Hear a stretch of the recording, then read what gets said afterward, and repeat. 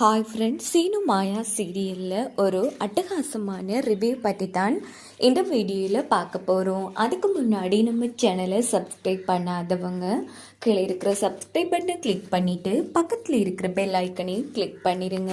சரி, வாங்க வீடியோக்குள்ளே போகலாம். எங்கே பார்த்தோன்னா நம்ம தனா சாருவுக்கு கண்ணு தெரியாத விஷயத்த கதிர்கிட்ட சொன்னது, சரி விடு நான் பார்த்துக்கிறேன், எப்படியாச்சும் நம்ம சீனு மாயாவை சேர்த்து வைக்கணும், அதுக்கு முதல்ல இந்த சாரு வீட்டை விட்டு போகணும் அப்படின்னு அப்பன்னு பார்த்து விக்கல் எடுத்துருது தனாவுக்கு.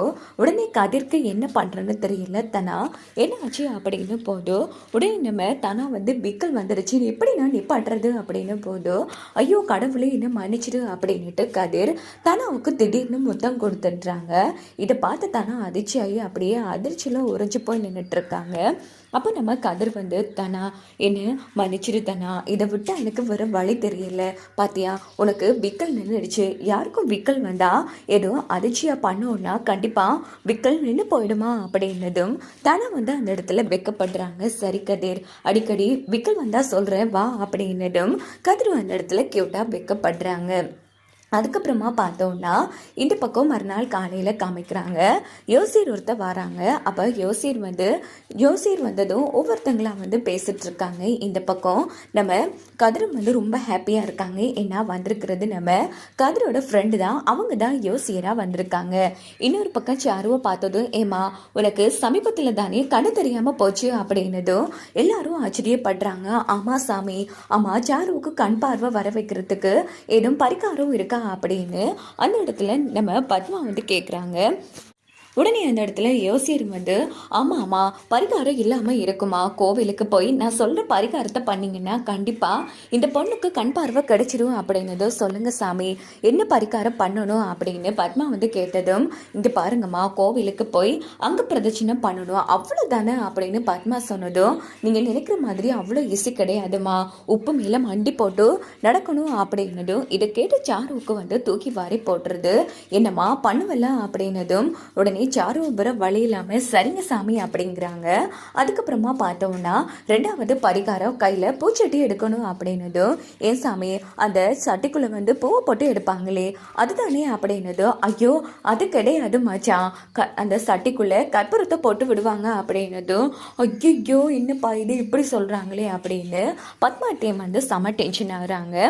உடனே யோசிர் இங்கே பாருமா, நீ அம்மனுக்கு இவ்வளோ பரிகாரமும் செஞ்சுன்னு வச்சுக்கிய, கண்டிப்பாக உனக்கு கண் பார்வை வந்துடும், நீ இப்போ செய்ய போறன்னு சொல்லியிருக்க, அதை மீறி செய்யக்கூடாதுன்னு முடிவெடுத்த அவ்வளோதாமா, அதுக்கப்புறமா பிரச்சனை ஆயிடும் அப்படின்னதும், சரிங்க சாமி சாரு பண்ணிடுவான் அப்படின்னு பத்மா சொல்றாங்க.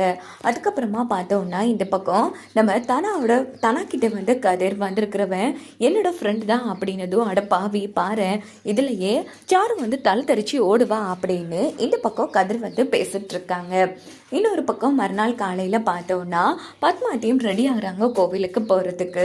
அப்போ நம்ம சாரு எனக்கு தான் கண்ணு தெரியுமே அத்தை, இந்த மாதிரி சுச்சுவேஷனில் நான் எப்படி இவ்வளோ பரிகாரம் பண்ணுறது, இங்கே பாரு கோவிலுக்கு போக போகிறது நாம் 3 பேரும் தான், அப்படி இருக்கும்போது எதுக்கு சாரு பயப்படுற, ஸோ நீ எதையும் பயப்பட தேவையில்லை, அங்கே போய் நம்ம கொஞ்சம் நேரம் இருந்துட்டு வந்துடலாம், கண்டிப்பாக நீ பரிகாரம் பண்ண போகிறதில்ல அப்படின்னதும், அப்பாடா ரொம்ப நன்றியத்தா அப்படின்னுட்டு 3 பேரும் ரெடி ஆகிட்டு வராங்க. பார்த்தா கதிர் மாயா தனா 3 பேரும் ரெடி ஆகிட்டு இருக்காங்க.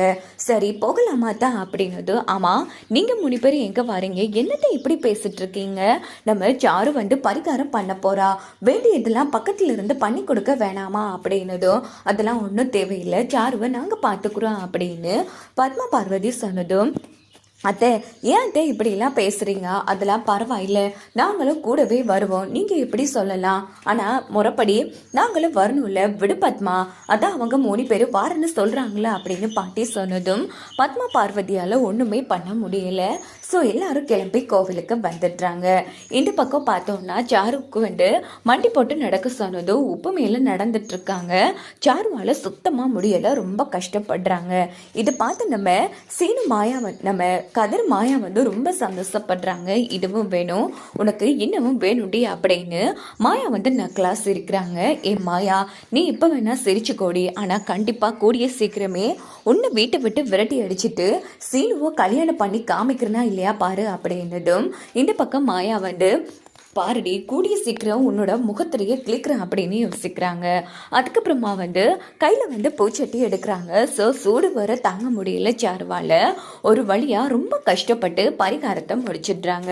அப்போ அங்கே இருக்கிற ஐயர் வந்து நீ எதுக்காக இந்த வேண்டுதலை பண்ணியோ கண்டிப்பாக உனக்கு நல்ல பலன் கிடைக்குமா அப்படின்னதும் சாருவும் சரின்னு சொல்லிடுறாங்க. சாரு என்ன சாரு கண்ணு தெரியுதா இல்லையா எதுக்கும் செக் பண்ணிக்கோ அப்படின்னதும் சாரு வந்து செம்மையாக முறைக்கிறாங்க நம்ம மாயாவை.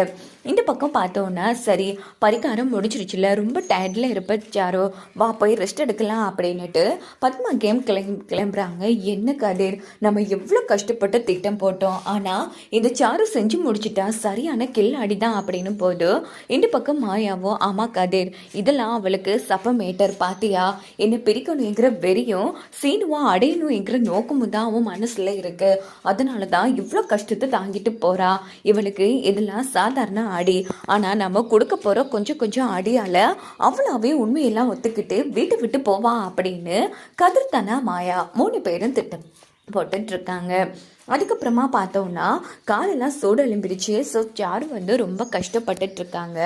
அப்படின்னு பார்த்து நம்ம பத்மா வந்து என்ன பண்ணுறாங்கன்னா இதான் சரியான வாய்ப்பு அப்படின்னுட்டு சீனுவை கூப்பிடுறாங்க. பார்த்தியா சீனு நம்மளால தான் சாருவுக்கு கண்ணு தெரியாமல் போச்சு.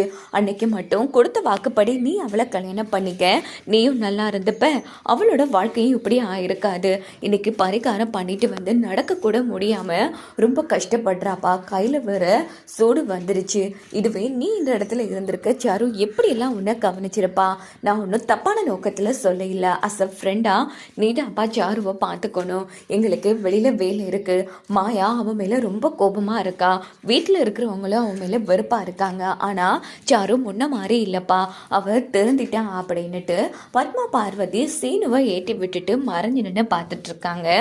இங்கே பார்த்தோம்னா சாரு வந்து கீழே இறங்கலான்னு எடுக்கிறாங்க. சீனுவை பார்த்ததும் கீழே விழுந்துடுறாங்க. உடனே சீனு ஓடி போய் எழுப்பி விடுறாங்க. சாரு என்ன ஆச்சு?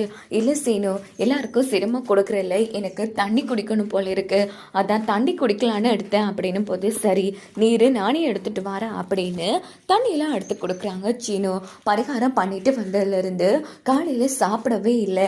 நான் சாப்பிடணும் என்ன டைனிங் டேபிளுக்கு கூட்டிகிட்டு போறியா அப்படின்னதும் கைட்டாங்களா சீனு வந்து சார்வை கூட்டிகிட்டு வந்து டேபிளில் உட்கார வைக்கிறாங்க. இதை வந்து நம்ம மாயா டீ பார்த்துட்டு செம கடுப்பாகிறாங்க. அதுக்கப்புறமா பார்த்தோம்னா இதை வந்து சாரு கவனிச்சுட்டு ஏ மாயா எப்படி ஒன்று வெறுப்பேற்றுறேன்னு பாருடி அப்படின்னுட்டு உடனே கையில் பூச்சட்டி எடுத்ததால் சூடு இருக்கும் இல்லையா.